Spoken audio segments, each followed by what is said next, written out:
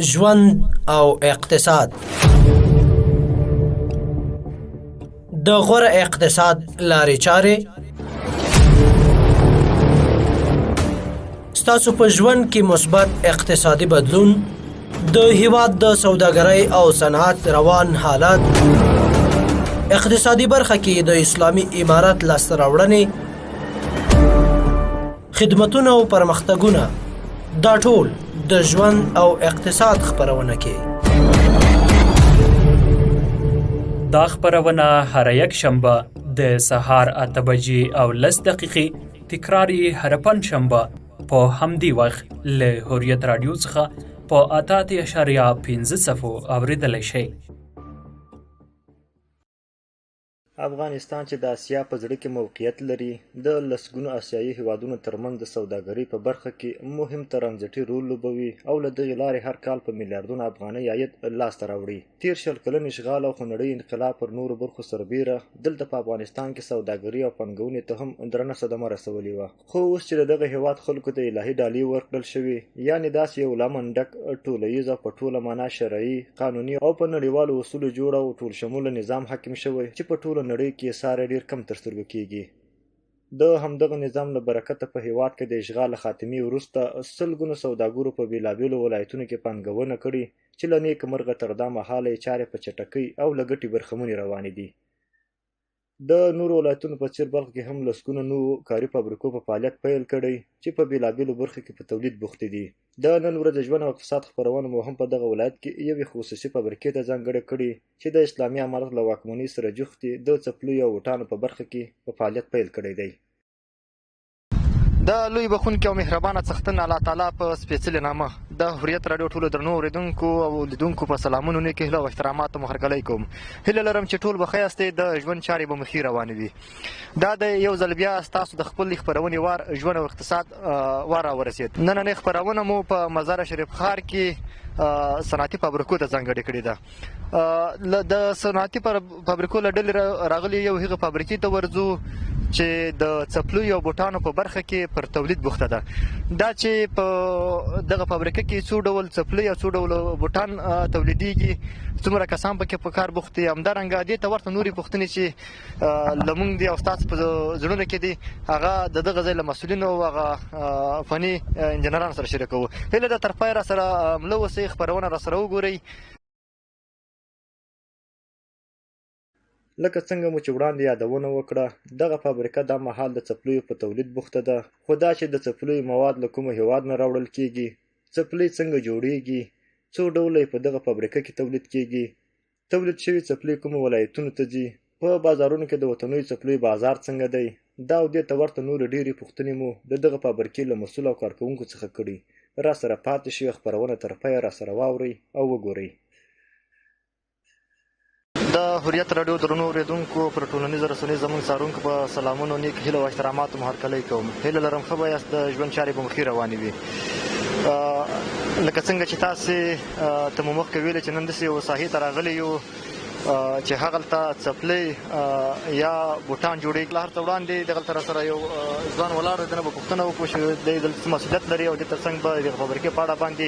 مفصل ټول معلومات راکړي. ستړی مه شئ وروره. سلام علیکم. حاجی فریدالله خلیلزای، رئیس شرکت پاپوش تولیدی فریدالله خلیلزای. حاجي صاحب محترمه، په سر کې که راته ووایاست چې دغه فابریکه څو کاله کېږي دغلته فعالیت لري او په کومو برخو کې فعالیت کوي؟ محترمه، دا فابریکه خو تقریبا 2 کاله کېږي، نو څه کم یو لږ وخت بعد 2 کاله پوره کېږي او دا د تولید په برخه کې د پاپوش وړی څپلۍ تولیدوو او ژمی بوټان او کرمچ. حاجي صاحب، بوټان او څپلۍ تولیدوئ، د ورځې څو جوړه مثلا یا څو کارتنه څپلۍ دغلته تولیدیږي او پر دغه هر جوړ څپلۍ باندې مثلا څومره وخت ضایع کېږي او څومره لګښت ورباندې راځي؟ که لږ تشریح کړي راته. څپلۍ خو چې څونه وغواړو هغونه موږ جوړولی شو. ظرفیت د دې لرو چې په ورځ کې 600 جوړې هم جوړې شي، خو بنا نظر به تقاضا د بازار کار کوو نو په سر ډول باندې اوس کار کم کوو. څه ناڅه کارو کې مشکلات پیدا شوي او مصرف دی ویل مصرف خو مختلف ډولونه دي. مثال د وړوکو شیدې د ماشومانو مصرف لګښت کم راځي او د غټانو یو څه زیاتېږي. بیا مردانه چې جوړو هغه بیا نور هم ورسره زیاتېږي. نو په مختلفو شکلو کې دي. نظر د اندازه او د ډیزاین هغه قیمتو کې فرق راځي. او وخت خو په ماشین کې 2.5 دقیقو کې موږ کولی شو چې 3 درجنه تولید کړو. یعنی 3 درجنه شپږ دی جوړې یا 4 درجنه 8 جوړې په 15 دقیقو کې یا په 4 دقیقو کې. او دغه د مخې رویه چې ګڼل کېږي دا نو څه لږ وخت نیسي. دا نو داسې یو درجن رویه په 1 ساعت کې کېږي چې جوړې ته حساب کې یوې جوړې باندې 15 دقیقې 6 دقیقې وخت لګول کېږي یا 10 دقیقو پورې. نظر د ډیزاین یې خو بیا هغه ته هم په کافي اندازه کسان شته دي انشاءالله چې په 2 دقیقو کې موږ هېڅ کومه مشکل نه لرو. حاجي صاحب په دغه فابریکه کې څو ماشینونه لرئ؟ ماشینو په هغه دی ویلې موږ خو 2 ماشینونه غټ لرو چې هغه ته د تزریق ماشینونه وایي یا د پرس ماشینونه وایي. او نور خو 3 ماشینونه د لیزر لرو، 3 د پرس لرو او پرخوا کې تقریبا د 10 په شاوخوا کې د خیاطي ماشین لرو. یعنی چې ټوټل ماشینري حساب کې خو 40 ماشین دلته کار کوي. اگر تشریح کوي مکمل تفصیل باندې چې څو ډول او څو شي په دلته جوړوي؟ مثلا یوازې نارینه دي زنانه ورسره شته؟ او دغه په حق لا شي دی ویل د ډیزاینو په حق لګي ډیزاینونه د منګه زیات دي. یعنی د 1.5 سلنه د 200 ډیزاینو پورې منګه کار کوو دلته چې صرف مردانه مو تقریبا په 3 قالبو کې دي چې یعنی سلونه فرق کوي. په 4 قالبو کې بیا په هر قالب باندې 10 ډیزاین 15 ډیزاین او نظر به تقاضا د بازار 200 ډیزاین یا 130 ډیزاین کار کوو. او مردانه هم دي، زنانه هم دي، دخترانه هم دي او بچگانه هم دي. حاجي صاحب د څپلیو بوټانو لپاره کوم مواد پکارېږي؟ دغه څپلۍ له څه شي جوړېږي مثلا؟ او دغه مواد له کوم ځایه تاسو راوړئ؟ څومره دلته افغانستان کې ورته راساسۍ شته مثلا؟ او د دې ترڅنګ هغه مهم مواد چې د څپلۍ لپاره دي چې هغه دلته نه پیدا کېږي له نورو هېوادونو تاسو صادروئ هغه څه شی دي؟ نو محترمه د څپلۍ هیڅ مواد په افغانستان کې تولید د افغانستان نشته دی چې هغه مواد له تولید شي او موږ څپلۍ کې وکاروو څپلۍ مو جوړ شي. مکمل مواد چې دی د بهر نه راځي او مواد هم د چین راځي. مهمترین مواد چې دی د سول مواد دی یا د تلی مواد دی چې هغه ته پیو وایي. نو د چینایي مواد دی موږ پخوا ایراني کارول، اوس هم کله ایراني کله چینایي کاروو. نو د دواړو نتیجه ښه ده خو چینایي بیا د ایراني نه بهتره دي چون د کومه انجینران چې په ماشین کې کار کوي د چینایي نه ډېر رضایت لري او بازار هم. او خوبي زموږ د تولید په دې کې ده چې کومه جوړه چې ده په ماشین باندې مکمل چسبیږي. یعنی موږ اصلا شرش نه کاروو کې هر جوړه موږ کولی شو چې 1 کال ګارانټي ورکړو مشتری ته. یعنی د 1 کال پورې کې سول خراب شه یا دغه رویه را وشکېدله بله جوړه ورکوو چینجوي ورته. صرف هغه د سول بغل ته داسې یو بکل غوندې شی کېږي هغه کې موږ شرش هغه هم الفي شرش استفاده کوو. نور هېڅ نوع شرش موږ هېڅ نه راوړو د شرکت او نه استفاده کوو. مواد د ماشین د طریقه لکه سیمنټ غوندې شی دي مکس کېږي هغه اوسه جوش کړي چې جوش یې وخوړه یو کال څه شي په 3 کالو کې نه شي کېږي. نه د دې ته ضرورت شته چې مشتریان د څپلۍ والي هغه بیا دوردوزي وکړي د یا بغلونه ورته وګنډي هغه شیان هېڅ شی ضرورت نشته. نو یو کال داسې په هر شکل چې استفاده کوي کار ورکوي بیخي ګارانټي ورکوي. حاجي صاحب توپیر د دغه وطني څپلیو او هغه څپلۍ یا بوټان چې له بهره راصادرېږي د دوی ترمنځ هغه توپیر څه دی؟ که یو څوک غواړي چې په بازار کې وطني څپلۍ واخلي څنګه یې باید وپېژني چې دا وطني دي او دا له بهره راصادر شوي دي؟ په 2 برخو کې خو موږ پوره ستونزې لرو. ستونزې په دې لرو چې په وطن کې ماشاءالله ډېرې خلکو سرمایه‌ګذاریانې کړي دي. بالخصوص د امارت اسلامي د راتګ سره خو د هر چا تشویشونه رافشلي سرمایه‌ګذاریانې کړي. نو بعضې کس دي چې واقعا خواري کوي محنت کوي دلته کار کوي. بعضې دي چې د وطني په نامه باندې راځي او مال جوړوي بازار ته عرضه کوي چې د وطن نوم یې بد کړی. نو دې کې موږ جدي ستونزې لرو. داسې یو اداره یو څوک نشته چې دا تعقیب کوي چې د کیفیت او کوالټي لکه د خوراک په برخ کې چې دي هر ورځ تعقیبول کېږي. په دې بخش کې متاسفانه هېڅ څوک پوښتنه د چا نه کوي چې ته په کومې کوالټي باندې څه رقم مال جوړې. نو موږ خپله خو دغه مشخصه لوګو لرو چې هم د قوطیانو باندې ده، په کارتونونو ده، په ډبیانو ده او د خپله په مال باندې هم شته دی او جواز کې هم همدغه لوګو ده. د خپله لوګو نه استفاده کوو نه د خارجي نه کاپي کوو او نه د داخلي نه. حاجي صاحب د دغه څپلیو د جوړېدو لپاره ممکن تاسو دغلته ځان سره داسې انجینران ولرئ یا کسان چې تجربه پکې لري جوړوي سي دغه کسان خپله د افغانستان دی له بهره مو راویستي دي ځان سره دوی دپاره مثلا کومې ځانګړتیاوې باید یو کس ولري چې هغه تاسو ځان سره نیسئ او هغه د هغه د څپلیو د جوړېدو وړتیا ولري یا مثلا معلومات پکې ولري. منګه ته خو یو انجینر یا دوه انجینران د ماشین خاطر پکاري چې د مواد میکس کاندي اوس خو اسانتیا ډېر راغلي چې زیاتره موادونه خپل میکس راځي خو بیا هم ماشین چې ارزنکي شی دی هر لحظه د امکان شته چې یو مشکل پیدا کاندي. نو منګه پخوا چې و انجینر و پاکستانی و او د هغه نه وروسته باندې افغانان کارېدل. نو دوه انجینران متاسفانه د موږ لرو خو یو دانه لرو فعلا. نو دا دلته د موږ سره کار کوي په دې بحث خو مشکل نه لرو. او بل بخش دی د موږ د لایزر ماشین دی چې هغه ته هم ډېر داسې پیچلی سیستم دی ورزیده کسان په کار دي. نو هغه کې درې ماشین هم و درې کسان و یو یې لاړ دي دوه یې شته دی او دغه بخش د رویه رساني یا د دوریه ګنډلو کې په دې کې نو په کافي اندازه سابق کې کسان درلودل. حاجي صاحب تاسې مخکې ویلې چې موږ تقریبا دلته د ورځې 600 یا 700 جوړې څپلۍ یا بوټان جوړوو. دغه مواد یې له چینه راوړئ دغلته بیا دا ستاسو څپلۍ یا ستاسو تولید مثلا دغه ځای نه دا هم بهر ته صادرېږي که یوازې په همدې مزار کې استفاده کېږي یا نورو ولایتونو د تاسو هغه زمینه برابره کړې ده له سوداګرو سره هغوی سره غږېدلې یاستې مثلا نور ولایت انتقال کړي یا له هېواده بهر انتقال سي؟ 600 جوړې هم جوړول پخوا خو اوس متاسفانه چې دونه کې نشو جوړولی شو تقاضا نشته دی. نو دغه پخوا چې موږ پروس کال نوی دا کار شروع کړ اول کال د اماراتو کې نو په مزار شریف کې او بعضې نور ولایتو کې د مکتبونه واز وو د موږ بازار ډېر ښه وه ماشاءالله بالکل ښه وه. نو هر څومره مال چې م جوړوه بیا هم د بازار تقاضا نشو راپوره کولی. خو اوس متاسفانه ته د خپل هم وینې چې د هر خوا ته کارتون پراته دي. نو ګرچې تولید موږ یو ماشین بالکل درولی هېڅ کار پرې نه کوو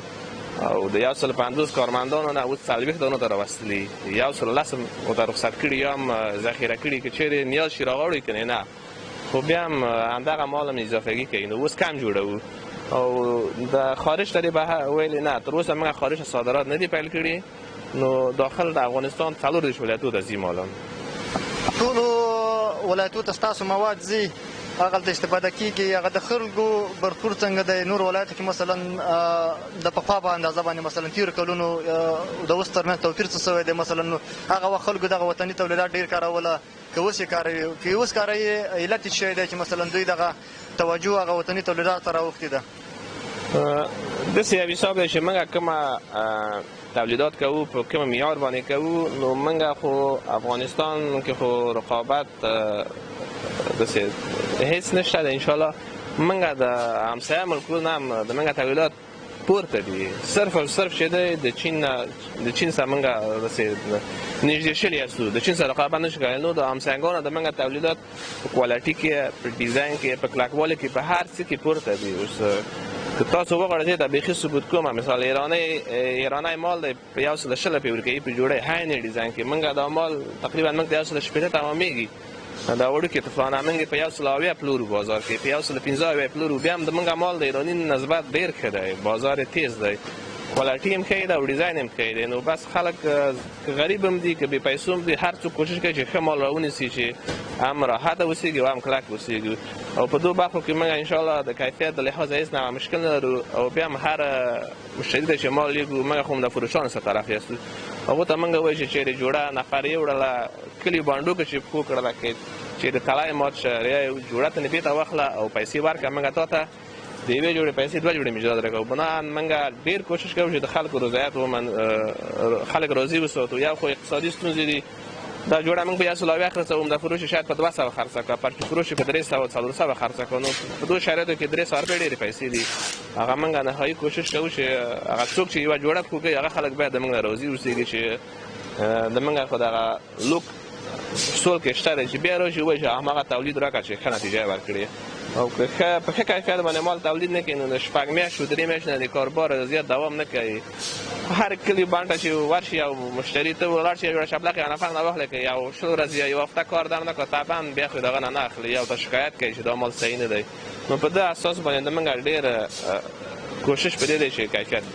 کیفیت هم ښه او ښه ده انشاءالله. چېرته حاجي صاحب زمینه درته برابره شي بهر ته د خپلو تولیداتو د واردولو لپاره پلان لرئ چې مثلا هغه خپل تولید ورسره ډېر کوي، داسې یوه هڅه مو تر اوسه کړې ده چې د خپل تولیدات بهر ته صادر کړئ؟ او که له ستونزې سره مخ شوي یاست هغه عمده ستونزې بیا ستاسو څه وي؟ مثلا د دولت له اړخه وي، سوداګرۍ په برخه کې تاسو ستونزې درلودلې مثلا چې بهر ته تر اوسه نه یې ستوانېدلې په دې 2 کلونو کې چې خپل تولیدات صادر کړئ مثلا هغه ځای که پلان لرئ د آیندې لپاره؟ مو پلان خو اصل په څو لري د موږ بعضې مولونه فعلا هم داسې موږ چې خبرونه را رسېږي ناتایل شوي داسې په ډېرې کمه کچه باندې خوشاخېږي ځي همسایه ملکو ته، او مستقیم خو په دې خاطر نه ځي چې هر ملک ته چې ځي افغانستان علاوه هر خارجه مال چې ورځي هغه څومره چې قیمت یې هغومره کوي به کشتم ته نه اخلي یا ګمرک ته نه اخلي. نو مثلا موږ څو ځلې هڅې وکړو چې تاجکستان ازبکستان ته مالونه صادر کړو، وقتی چې لاړو هغو په 1 کیلو باندې $4 یا $3 ګمرک غواړي، د موږ 6 جوړې چې دي 4 جوړې تفلانه مو د 4 نه د 6 جوړې پورې 1 کیلو راځي، وقتی چې $15 هغه باندې واچوي نو د اصلي قیمت نه ګمرک جوړېږي. په دې حساب باندې نو واردات صادراتو څه نه څه ستونزې شته دی. افغانستان چې متاسفانه ما لازم د دې پوښتنه نه چې د کاینر کې څه شی دي وزن کوي او شتم ته ځي او داخل کېږي، تعرفې ډېر کمې. نورو هېوادونه چې کومه جوړ مال ځي د هغو تعرفې بې حده زیاتې دي، شاید معلومات به تاسو ولرئ. نو موږ په دې هر څه کې هڅې کړې، بالخصوص ایران ته چې کومه مالونه ځي موږ هسې کوشش وکړو نو ګمرک دومره کې لوړ دی. البته د افغانستان د خوا نه، دلته موږ مشکل نه لرو، د هغو ګمرکونه دومره کې لوړ دي چې د قیمت که 200 افغانۍ دی جوړه مال هغه 300 افغانۍ بعد د همسایه ملک ګمرک یې موږ تحویل کړو او بال د هغې بیا صادر کړو چې هغه 1500 افغانۍ شي یوه جوړه یې نو بیا د شا 200 ته نه رسېږي. په دې لحاظ باندې د موږ صادراتو مخه ډپ کړې ده. په پلانونه ډېر لرو انشاءالله چې په افغانستان کې کاروبار غټ کړو. نورم موږ د دې گنجایش لرو که موږ ته لږ زمینه برابره شي، تعرفې د وارداتو باندې لږ لوړې شي چې موږ کولی شو چې 400-500 نفر د زمینه د کار برابره کړو او د ورځې کولی شي 1000 جوړې 1200 جوړې هم تولید کړو. حاجي صاحب اوس فعلا هم دلته څومره کسان په کار بوخت دي، په څو شپونو کې کار کوي؟ دغه کسانو اوس مهال تاسو ویل چې له پخوا پرتله زموږ کارونه لږ راټکني شوي دي ځکه هغه د څپلیو سیزن نور په تېرېدو دی. نو تاسې بیا ممکن له دې وروسته داسې یو سیستم به لرئ چې ژمي کې بیا بوټان تولیدوي، که ژمي کې د فابریکه درېږي دغه معلومات راته راکړئ چې څومره کسان په کار بوخت دي، بیا ژمي کې تاسو مثلا کومه برخه کې تولید لرئ؟ فعلا خو داسې د 20 نه د 40 پورې کسان دلته کار کوي او پخوا خو ډېرو کار کاوه. نو پلان لرو انشاءالله موږ یو 2 هفتې وروسته بوټان شروع کوو. فعلا څپلۍ ته ویلو 2 هفتې وروسته بوټان شروع کوو. حاجي صاحب ستاسو د دې نورو فابریکو ترمنځ چې په دې مزار کې دی یا د افغانستان په نورو ولایتونو کې دي د څپلیو یا بوټانو په برخه کې تولیدات لري، د هغوی ترمنځ څومره ستاسو ترمنځ څومره همغږي مثلا شته سره؟ کوم مشکلات کې داسې وخت راځي چې تاسو سره لاس ګرېوان کېږئ هغوی نه مرسته غواړئ یا مثلا هغوی داسې حالت سره مخ کېږي چې تاسو ورسره ستاسو مرستې ضرورت ولري؟ همغږي څومره ده ستاسو ترمنځ؟ والا په دې بخش کې ښه یاستو. موږ داسې منفي رقابت هم نه لرو یو د بل سره، او کله که د موږ یو مواد خلاص شي یا یو پرزخ دلته نه خرابه شي څه د بهر نه راوړو نو که د موږ صحیح هغو ته ورکوو که د هغو صحیح موږ ته راکوي نو همغږي لرو ښه ده. یا د دولت او د دغه خصوصي فابریکو په برخه کې ترمنځ څومره همغږي موجود ده؟ مثلا اسلامي امارت مسؤلینو سره ستاسې کې نه یې د سوداګرۍ له مسؤلینو سره یا د نور مسؤلینو سره بیا څه درته وایي مثلا ستاسو د کار د ښه والي لپاره یا بهر د صادرات لپاره سوداګرۍ لپاره څومره راډې درکړی دی او د ترڅنګ څومره په دغه خپلو وعدو باندې هغوی مثلا وفا کړې ده هغه عملي کړي دي؟ والا نو مننه کوو د امیر المؤمنین او د ملا صاحب عبدالغني برادر نه چې موږ دغه مالیه کې ډېرې ستونزې درلودلې. موږ مال جراندیوه مو 20% مالیه به مو ورکوله او 4% په فروشاتو کې اوس کې 2% شله هغه مالیه یې ورکه کړه. نو ده خو د موږ سره ډېره مرسته کړې. نور داسې په ټیټې سطحه کې د موږ سره نه چا همکاري کړې ده او ژمنې په جګې سطحه کې د میډیا له طریقې اورو او نه څوک موږ ته راغلی چې تاسو څه مشکل لرئ څه نه لرئ. موږ هم که لاړ یاستو نو داسې ډېرې مثبتې شم لاسته نه دي راوړلي حتی موږ زه دا ویلی شم په ډاګه چې موږ یوازینۍ په امریکا د په سطح د افغانستان چې دومره کشفونه دلته پاس کېږي کار کوو او تولیدات لرو ډېره محنت هم کړی او سرمایه‌ګذاري هم کړې بعضې خو هغه کسانو چې پخوا سرمایه‌ګذاریانې کړې وې او هلته بند پاتې وو موږ دا کولی شول چې بهر ته لاړ وای او دا کارونه موږ ونه کړ چون موږ د همدغه وطن نه پیدا شوي یاستو همدغه مو خاوره ده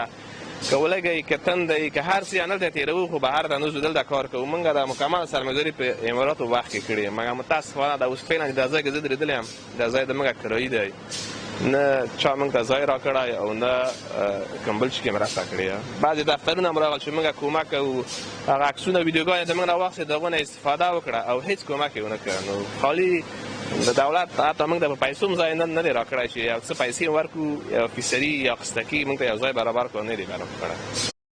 تاسو واورېدل چې په بلخ کې د دغې فابریکې تولید شوي څپلۍ د هېواد 14 ولایتونو ته ځي او مسؤلین یې پلان لري چې په راتلونکي کې بهرنیو هېوادونو ته هم صادرات پیل کړي د مسؤلینو په وینا د دوی تولید شویو څپلیو تر ډېره د افغانستان په بازارونو کې د بهرنیو تولید مخه نیولې ده د هوریت راډیو د ژوند او اقتصاد خپرونې په دغه برخه کې د دغې فابریکې هغو برخو ته ورځو چې د څپلیو ډیزاین جوړونه تولید اصلاح او بسته‌بندي پکې کېږي لومړی د ډیزاین برخې ته ورګرځو او د دغې برخې په اړه مو دغه ډیزاینر استاد غږولی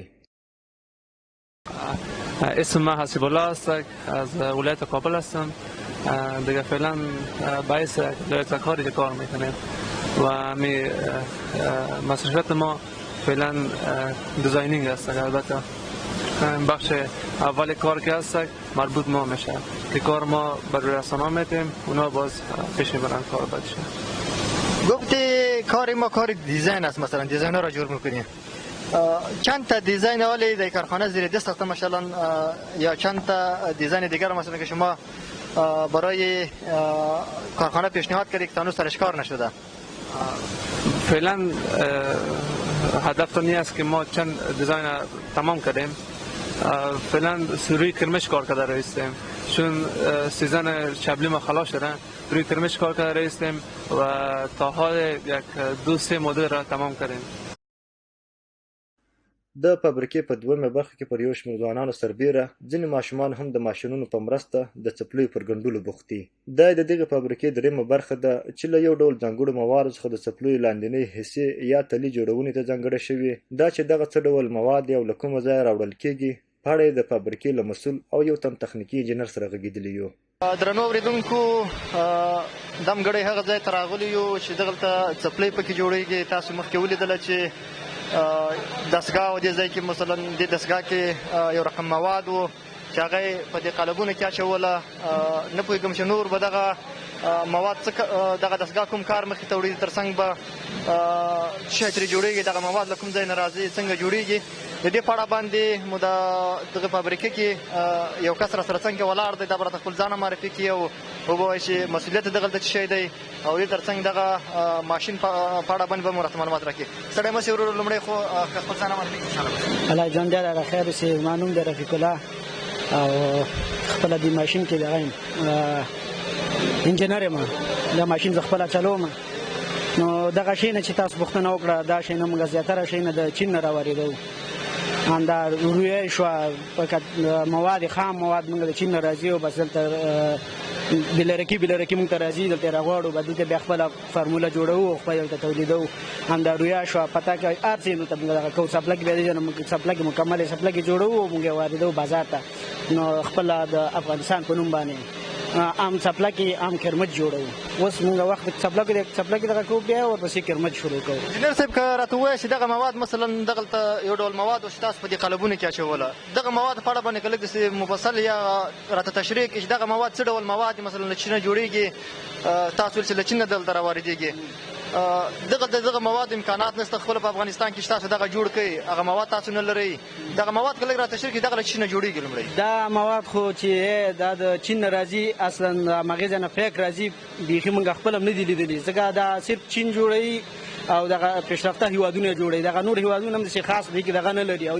نه شي جوړولای نو موږ خو بيخي هغه دغه ته نه ورسېدل ځکه موږ دغه ماشين چې استاد ته شروع شوی دي دغه ماشين چې سپلای کو دي د کرموش د استاد ته شروع شي په افغانستان کې چې لګ دغه شروع کړي دي نو هغه مواد چې دي موږ نشو جوړولای ټول مواد چې دي دغه زموږ د خام راځي او د خاص دغه مواد مبارک معلومات هم نه لرو ځکه چې هغه مواد فیک موږ د بلر کې بند راځي بلر کې راځي او دلته موږ جوړو نو د سي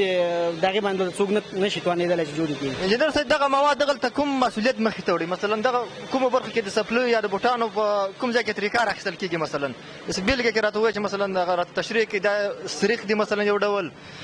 دا هغه د ظرفیت لوړولو لپاره دی مثلا څه شي کې استفاده کیږي دا مواد چې دي د خپل د سریشم نه دي یو رقم مواد دي چې خپل د سبلک په سینخلي او ډیر چسپ مواد بعض په خاج مونږ دلته جوړول مثلا دلته به ګندل دغه باندې او بس داروی به پورې ګندل تل به مونږ ته خارج نه راتلول ته به ګندل و چې د ټول مونږ خپل ته جوړو خپل چسپ راځو دا د ته فریس مواد وي یعنی فریسکیږي خپل دلته فریسکیږي مواد کلک د رویا په سینخلي او بیخي بیانش کیږي جدا کیږي نه نو دا ډیر خرازي ډیر ټیټ نخلي دلته د موادو کیفیت ډیر ښه دی دې هیڅ شتیږي نه داسې کیفیت هغه مخکې به چې ومونږ دلته ګنډل که نه د دې کیفیت اوس ډېر ښه راځي دغلته تاسې څو ډول څپلۍ یا بوټان مثلا دغه ځای کې تاسو تولیدوئ او په ټولو کې دغه مواد کار اخلي که یوازې هغه ځانګړي شیپونه تاسو لرئ یوازې په هغو کې ترې کار اخلي ځانګړي شیپونه لري دا هر شیپ دپاره بیل رنګ دی اوس موږ دا د رنګ دپاره د شیپ دپاره سپین رنګ کاروو بیا ورپسې چې بل رنګ راشي هغې دپاره بل رنګ مثلا کریمي شو فولادي شو هر یو ته موږ رنګ تغیروو مواد همدغه مواد دي مطلب صرف رنګ یې تغیروو او په دغې کې عام په دې کې کار کېږي سپلک کې عام په کرمچه کې اوس خو سیزن د څپلیو دی کرمچ تر ډېرې پورې نه استفاده کېږي هوا مثلا ګرمه ده د پخوا په پرتله باندې شپږ میاشتې وړاندې یا مثلا کال وړاندې څه توپیرونه دغلته په دې کار کې راغلي دي زیاتوالی راغلی کار مو چټک شوی دی کومو ستونزو سره مثلا داسې هغه مهمې ستونزې ستاسې دلته ورسره لاس وګرېوان کېږي ورسره ولا ستونزې داسې دي چې موږ د خارج نه مال راوړو موږ ته مال په ټیم نه را رسېږي دلته چې بازار موږ نه مال وغواړي بازار ته نشو ورکولی ځکه بل خوا نه د بازار نه خارج نه چې کوم مال دی موږ دلته مال خپل تولیدوو د خارج نه مطلب راځي ډېر په ارزانه باندې بیه باندې ارزانه بیه باندې زموږ دا کار په دغې باندې لږ څه شوی دی پخوا لږ ښه اوس څه شوی دی په دغه فابریکه کې بوخت کسان خوښ دي چې په کور دننه ورته د کار زمینه برابره شوې ده او له دغې لارې خپلو کورنیو ته یو مړۍ حلال روزي ګټي دوی له نورو سوداګرو هم غواړي چې په کور دننه دې پانګونه وکړي تر څو هیواد مو د اقتصاد له اړخه پر ځان بسیا شي او هیوادوالو ته هم پکې د کار زمینه برابره شي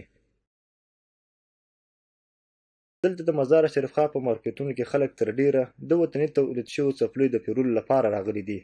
هټیوال وایي د نورو کلونو په پرتله اوس مهال د وطني تولیداتو بازار ګرم دی ځکه یو خو د قیمت له اړخه ارزانه دي او بل یې کیفیت د بهرنیو څپلیو په اندازه څو برابره ښه دی زما نوم سمیر دی